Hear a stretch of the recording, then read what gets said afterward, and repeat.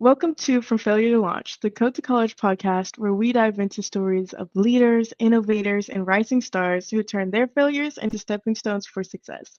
I'm Kira Johnson, your host on this journey of resilience and growth. Whether you're a student, mentor, or industry leader, get ready to be inspired, learn valuable lessons, and launch to the next level. Let's turn setbacks into success.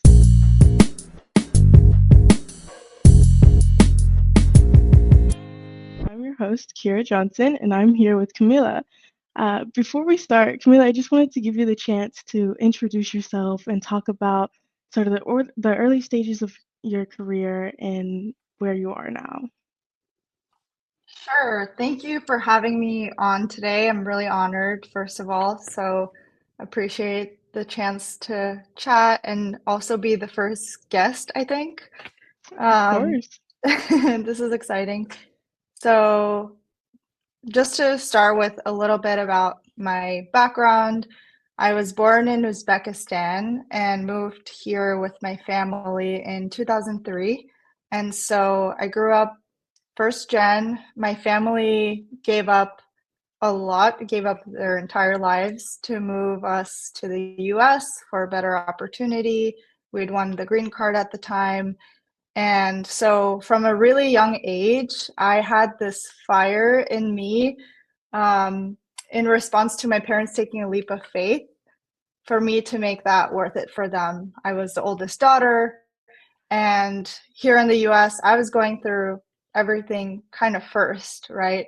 My parents were trying to pay the bills, make a new life here. And I'd always navigated through a place of gratitude and wanting to show that gratitude and really apply myself throughout my education and career. So I went through the Philly public school system. I was lucky enough to be a participant of Philadelphia Futures, who helped me navigate college applications. And through a series of fortunate events, I ended up at the University of Pennsylvania in my backyard here in Philly. And I majored in communications and consumer psychology because I'd always been really curious about how people make decisions, why people do the things that they do. And that kind of led to my career in technology. So I started my career at IBM in San Francisco, where I was a tech consultant, and through a lucky happenstance, found product management and moved into being a product manager. IBM moved me then to Austin for an opportunity to work in the design studio there. And eventually I moved to a startup called OJO, which is now called Houseful, where I've spent the last about 4 years of my career before most recently taking my own leap of faith. I'm on a somewhat of a self-made career break right now. And I'm really honored to be here, share more about my story, and yeah, I'll let you take it from there. Awesome. So it sounds like from the very beginning, you've been driven, especially as a first generation American, and I really admire that. So before we get on to into all those beautiful things you touched about, I want to start with your transition from IBM to OJO or Houseful. And I want to start off by I read a LinkedIn post that you had created whenever you moved from IBM to OJO. And you said that one of the biggest lessons you learned at IBM was, and I quote, not to take anything at face value and to challenge the status quo, no matter how junior you think you are. So I was hoping you could dive a little bit into that lesson and talk about some of the examples at IBM that's reflected that lesson and tell us a little bit how we can incorporate that into our own lives. Sure, yeah. Working at IBM as my first job out of college made me realize something really big, that I had this misconception about a company who's been around for over 100 years, that Mm. they knew what they were doing and had everything down pat, their operations, innovation, etc. And what happens when you work at such a large company. Obviously, your experience is team dependent, as mine was. But I had this reality check that, wait a second, nobody really knows what they're doing, right? My team was Mm, still figuring things out. And I had a mentor who pulled me aside when I was venting about the chaos or what felt like chaos at the time, that encouraged me to look for opportunity in that chaos. mm, And for me, that opportunity at the time was to dive deep into this new nascent world of product management. I read a really influential book at the time called Inspired by Marty Kagan. mm, I started listening to podcasts about product management and reading newsletters. And what I did was I applied that research frameworks I learned, um, and all the things to my job at the time as an associate product manager. And I was 22, 23 at the time, often the youngest person. And as it goes in tech, I was often the only woman. Um, but through this thought leadership and bringing forward ideas, I actually earned the trust and um, built a relationship with a manager who had pulled me up from an associate product manager to a product lead, which was mm. an unheard of leap in the product, trajectory. And all of a sudden, I'm overseeing a portfolio of 4 products that were enabling our change management clients at the time at IBM. And that was an incredible opportunity. But again, it goes to show that there's opportunity in chaos. And Mm. it doesn't matter how junior you are if your ideas are good, right? It doesn't matter who you are. You could have great ideas. And if you have someone who's sponsoring and empowering you to show up in the way that my manager did at the time, um, again, you can challenge the status quo. And that's something I learned at IBM. Awesome. So it sounds like you really took advantage of this sense of chaos, as you put it. Um, and first of all, being the youngest person in your industry and also a female, I'm hearing that you didn't really let that stop you, kind of use that as your motivation. You began researching and finding ways to level up in your career, and that really helped you out. That really got you to where you are today. So I love that. I also love the point you make about not everyone knows what they're doing, and if you think that you have a suggestion or a better way to do something, then you should definitely take it. And before we move on, I just want to say I feel like a lot of people hear advice like this, but they end up getting intimidated and don't really know how to go about being so bold in their field. So could you speak to these people and tell them a bit, give them a bit of advice of how they can overcome this? Sure, this is something I still struggle with today. So I am not as confident as that story makes me seem all the time. And I am constantly riding waves of self doubt and feeling like an imposter or being scared of being found out. But I Mm, think what helps me in those moments is having someone to turn to who believes in me. And mm, so when I found mentors who saw a spark in me, saw something in me that I didn't see at the time, those people were the catalysts that helped me end up in those situations, have those opportunities. For example, my manager at IBM who lifted me up and gave me the opportunity, who took a mm, chance on me to drive innovation. And so I would say that it's normal to have doubts and to have self-doubt, but if you find mentors and people who believe in you along the way, they'll kind of help lift you up. Nobody ever does it alone. mm. I love that. And now that sort of has brought you to or your most recent job, which is at Houseful. So can you talk about first of all, how you incorporate that lesson into what you do at Houseful, and then give us kind of the summary of what projects you worked on while there. Yeah, happy to talk about Houseful. So it was originally called OJO when I joined back in 2021.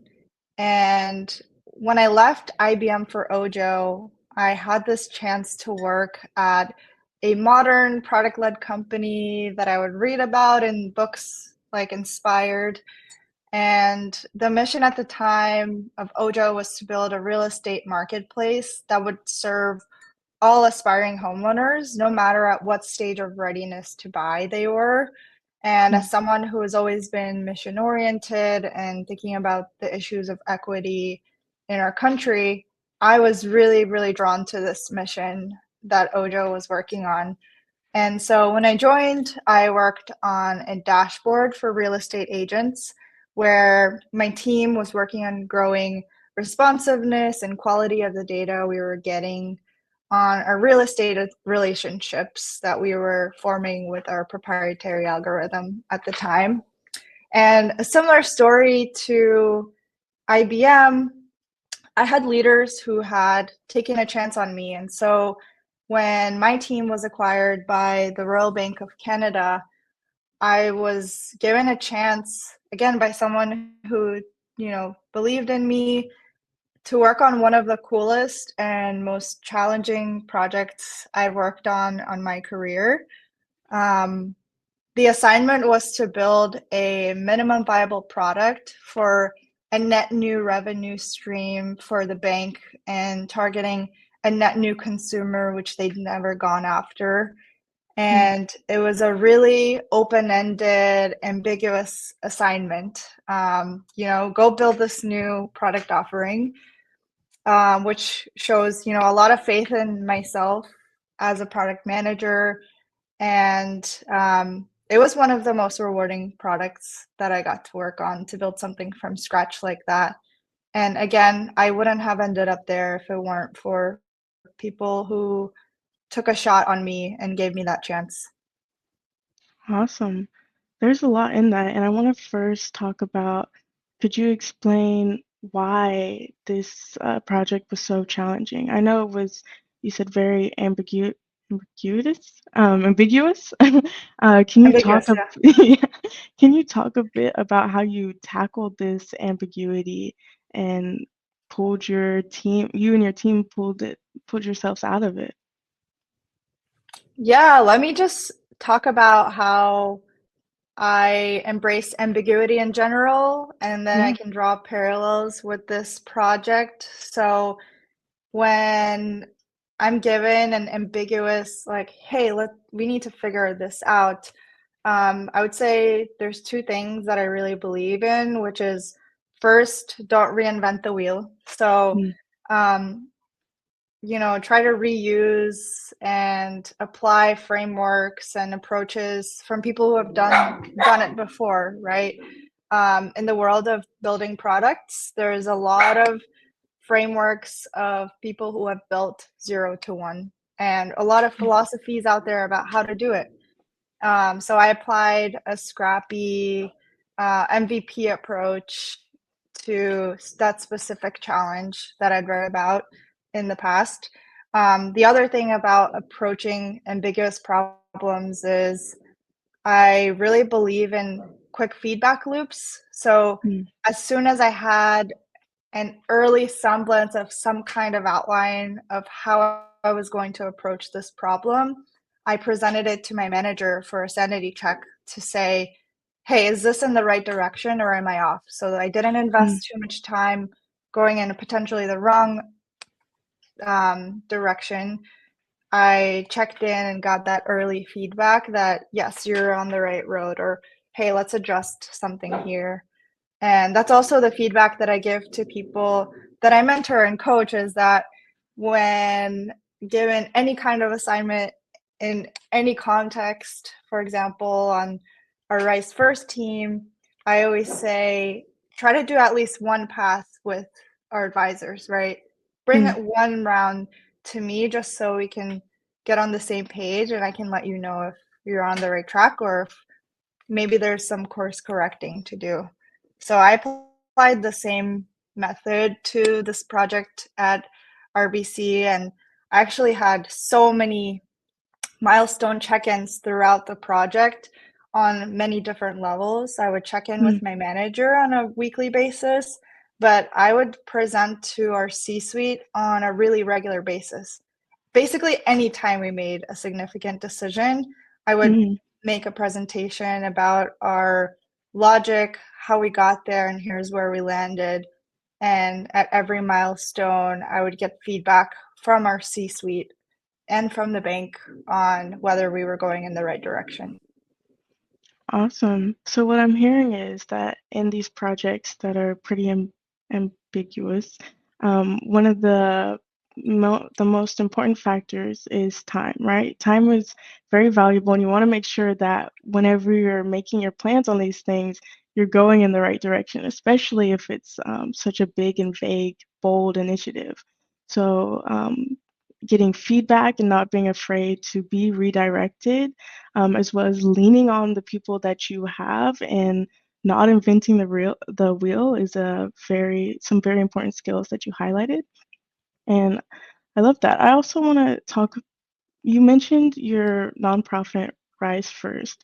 But before I get into that, I just want to ask, throughout that whole journey at Houseful or OJ Labs, what experience really stands out to you the most during that whole time you were working on this project?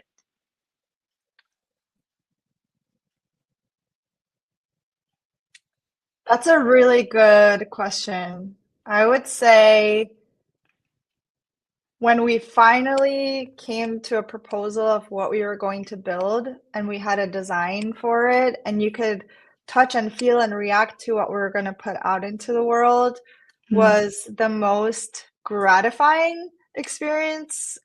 Something that my whole team was proud of building, that our CPO and the bank were really excited to launch. They were visibly, excited to work on putting this out to the world.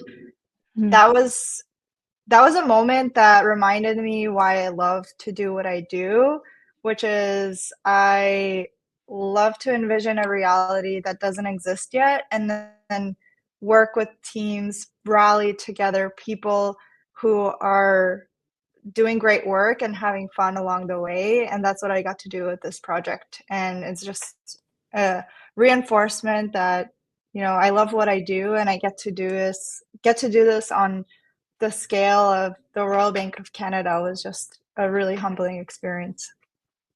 awesome. Yes, collaboration is beautiful. And I feel like that draws a good parallel if we're talking about these bold initiatives you have and these ideas, and then watching them become something tangible and impactful. I feel like that really is a testament to your nonprofit, Rise First. So I want to just give you the time to go back and tell us a little bit about the early stages of Rise First, how you started such an ambitious organization, and how you've seen it evolve into what it is today. Yeah, I love talking about Rice First. It's a passion project of mine. And just reflecting on the early days, and something that anyone can take away from this is when Cindy Rentala, who's the founder of Rice First, it was her brainchild. She's one of my close mentors.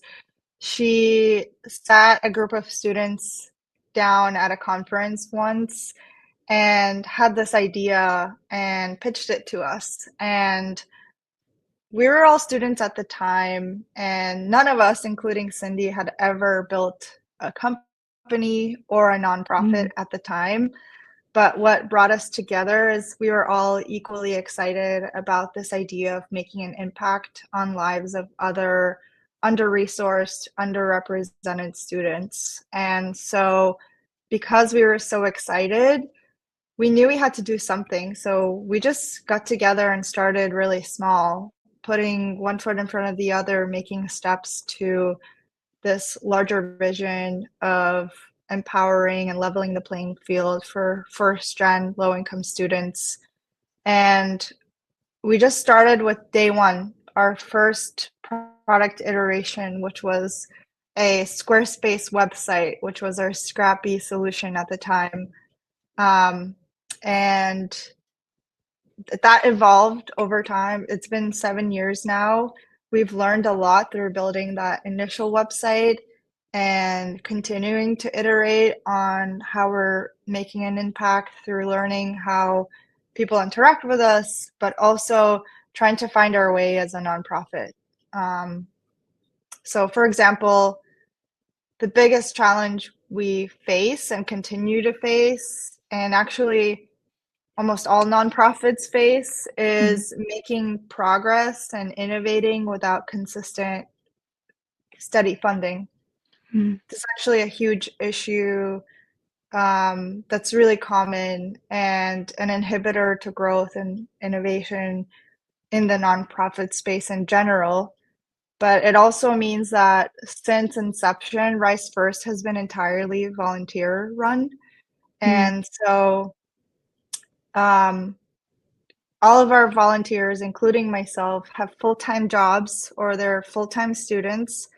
And often in the long list of things we're juggling, volunteering falls to the bottom. So steering a team of volunteers who are just giving their time back in small increments on a weekly, monthly basis was another huge challenge we faced along the way.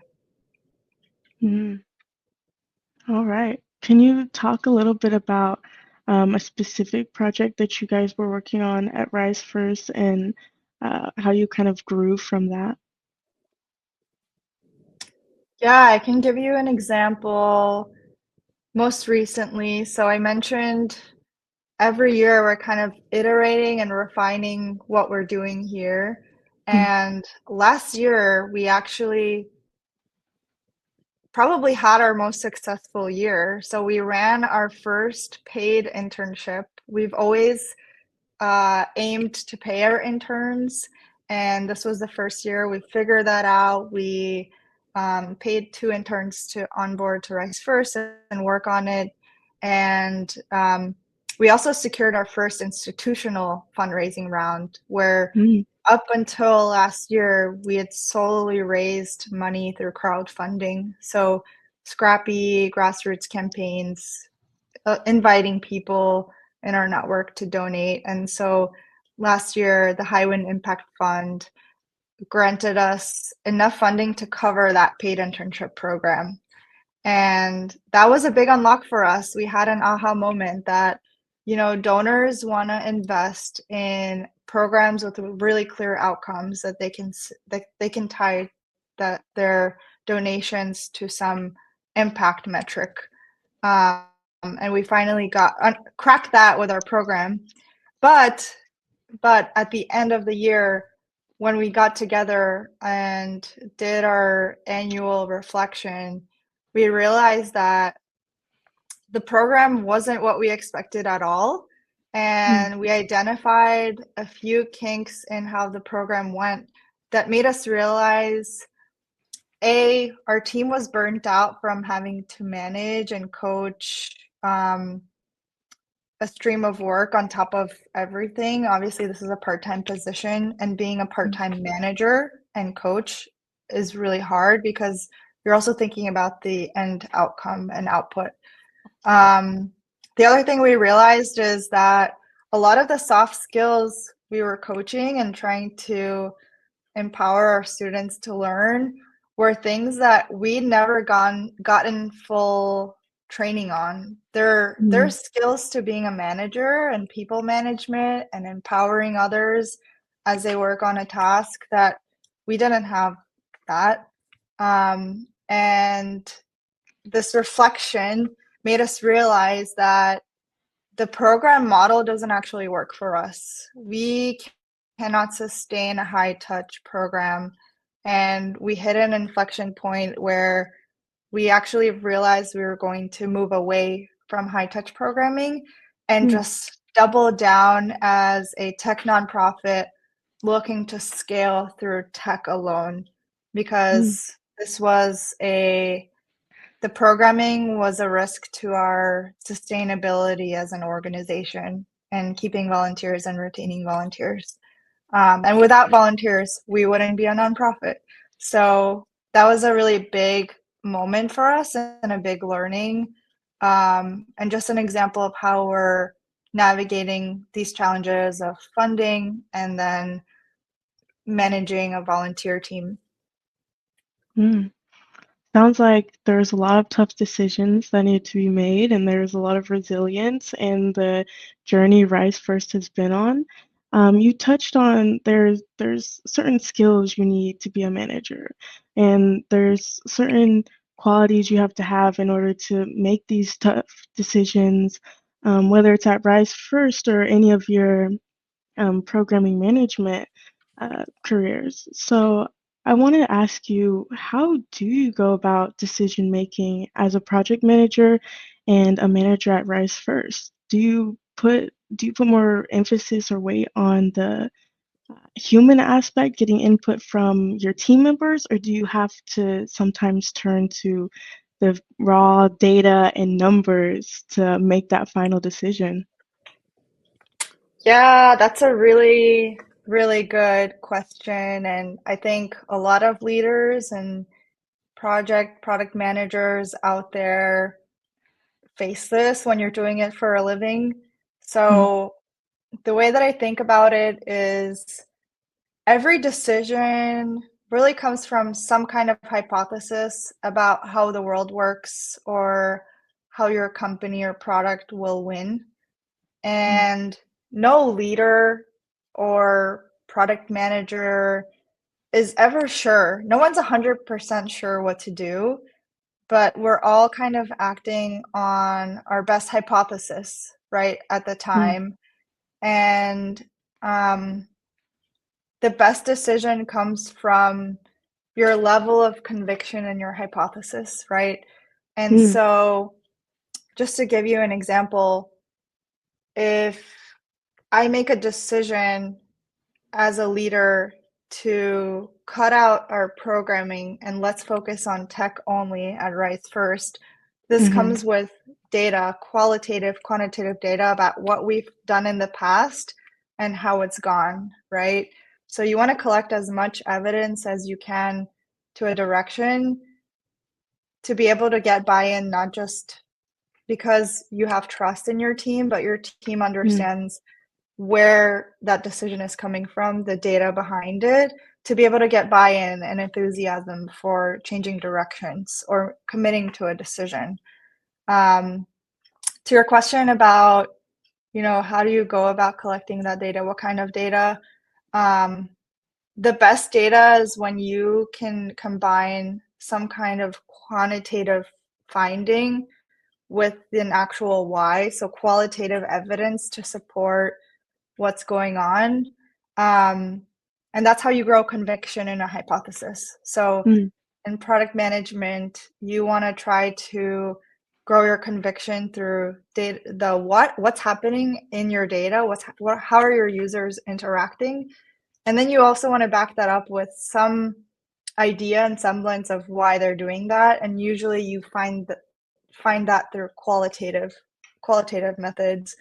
And sometimes those things are at odds. So just to give you an example, an entrepreneur might launch a product and see their user numbers growing. And one one kind of hypothesis you can make from that, or assumption you can make, is, wow, our numbers are going up and to the right. That means we have a really great product and our users love it, right? It's just growing organically. right. But the why behind it might prove otherwise. So if you interview Mm, users, you might start to realize your user growth is happening because of some external event that's pushing people to need what they're downloading. But in mm, reality, your users hate this product. They're only using it because it's the only alternative on the market. And so the number story is not lining up with the intention behind the user behavior. And if you didn't uncover that, you wouldn't realize that your company is susceptible to any competitor coming in and doing that better.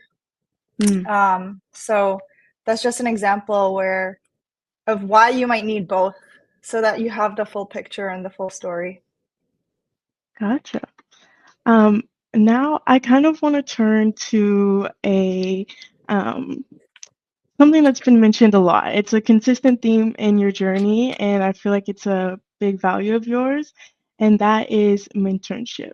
So, from people at IBM to the founder of Rise First, it seems like you've had a lot of influential people in your life that have really brought you to where you are today.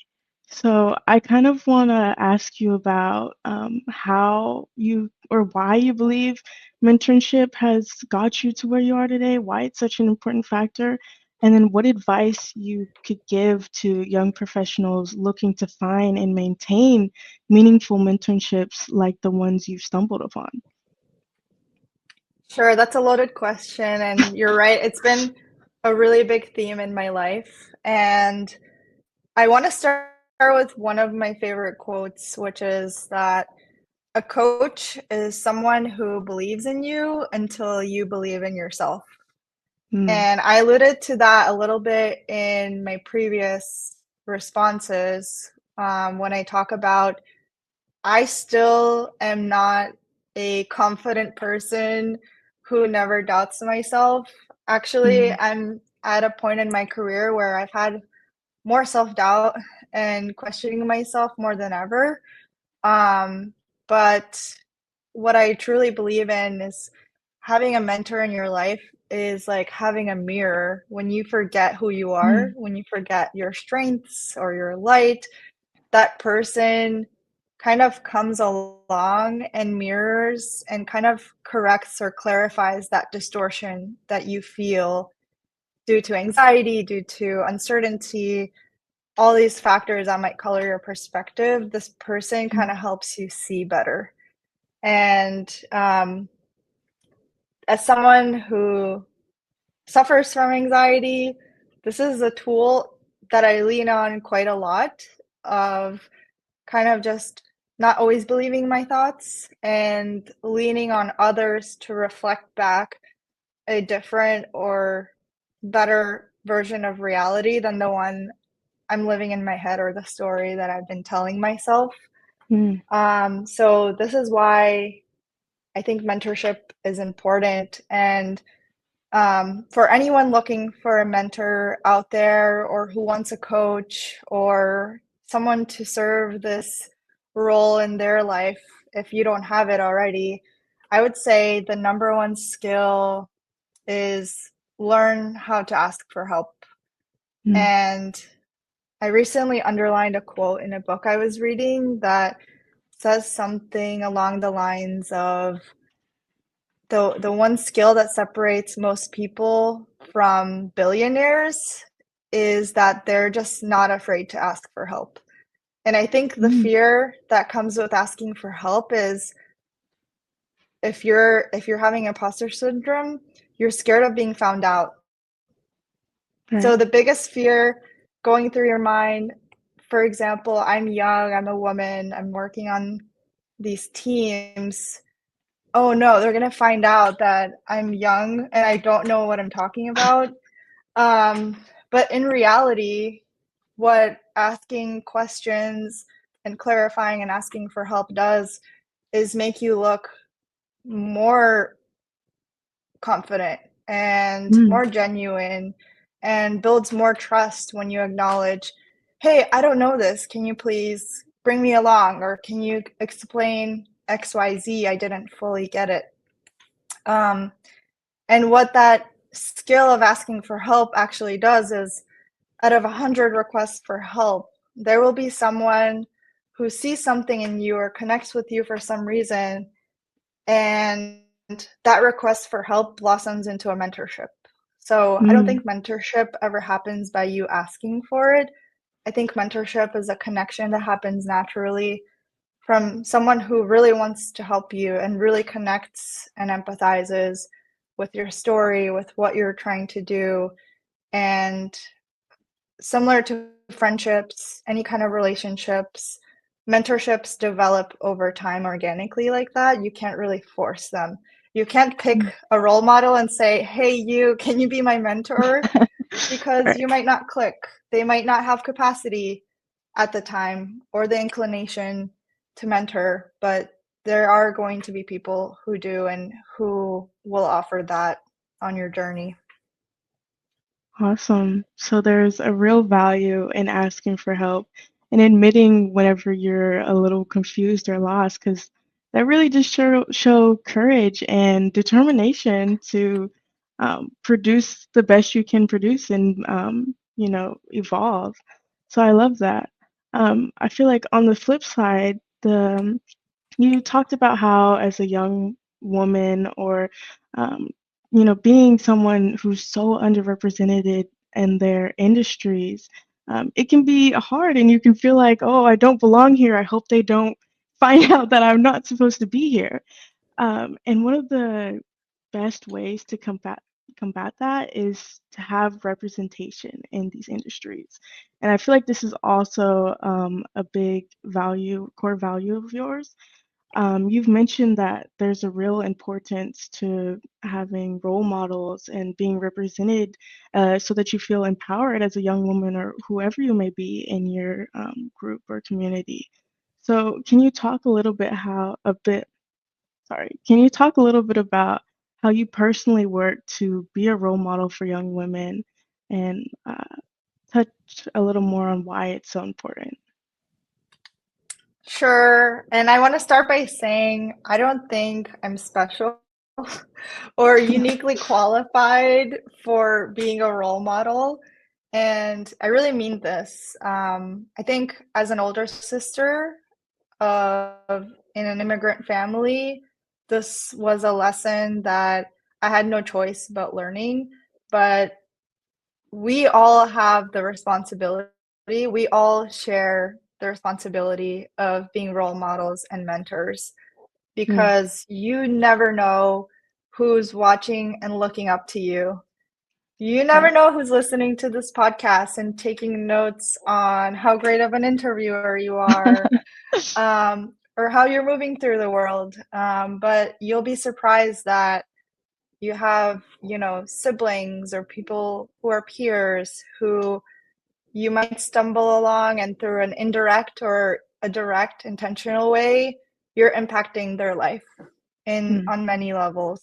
And I see myself as a combination of people that I've taken little things from, quotes, habits, techniques, mm, advice, from speakers, in presentations or an online webinar or someone I met at a happy hour, right? mm, And so I what I try to do, knowing that I might be a role model for someone out there, I take full responsibility and strive to show up as my best self. mm, And what that means for me is probably different from what it means for others. yeah. But as someone who grew up underrepresented, who grew up low income, one of my biggest drivers is to live freely and joyfully and healthy. And Mm, so that's what I feel lucky and privileged to do.